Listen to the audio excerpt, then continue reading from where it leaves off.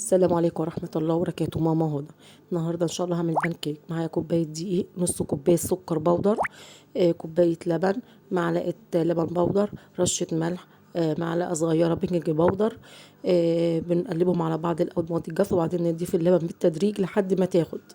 كنا وصلنا لحد كده نقول ايه سبحان الله وبحمده سبحان الله العظيم. تمام. بتقلبي لحد ما الخليط يبقى عامل زي الكيكة كده او اخف شويه من الكيكه. ده ما فيهوش بيض. انا ان شاء الله ناوي اعمل لكم وصفات بدون بيض، عشان من البيض غالي وكده، فالوصفه دي اصلا اساسا بتتعمل ببيض، فانا عملتها لكم من غير بيض. يا رب تنال اعجابكم وتجربوها، ومش هتندموا لما تجربوها ان شاء الله. كنا وصلنا لحد هنا نقول ايه اللهم صل وسلم وبارك على سيدنا محمد. اللهم صل وسلم وبارك على سيدنا محمد.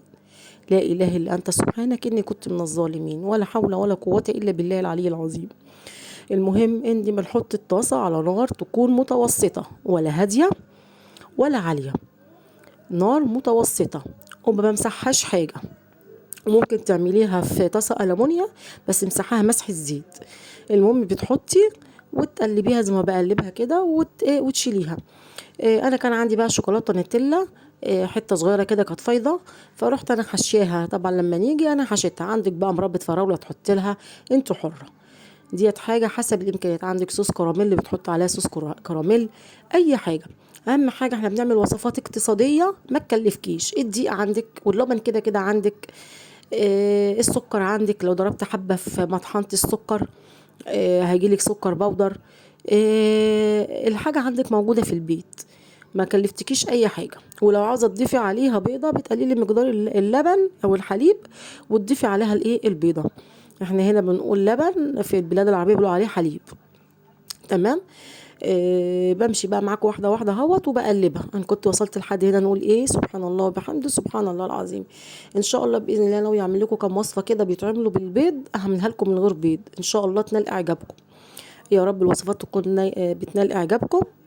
انا هنا مسحت الطاسه لان كان في حاجات اتحرقت، فرحت مسحه الطاسه. وكانت دي اخر بقى كميه، فحطيتهم كلهم مره واحده.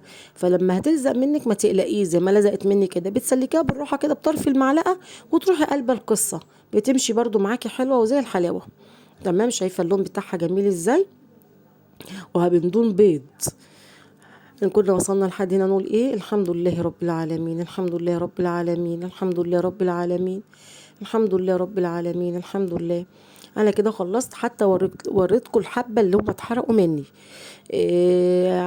حطيت في الوسط كريمه شوكولاته، وبضم الاتنين مع بعض. لو عندك شوكولاته بقى تانية ممكن تغطسيها فيها الاتنين مع بعض، ويبقى عندك قطعه جاتو جميله ورهيبه.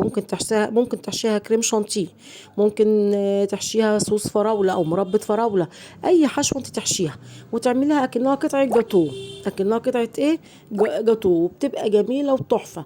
يبقى انت عملت حاجه مش مكلفه. عندك حاجات في البيت بتحطيها منها، ما عندكش اي حاجه. عسل، احرقي حبه سكر واعملهم كراميل ورشهم عليها من فوق.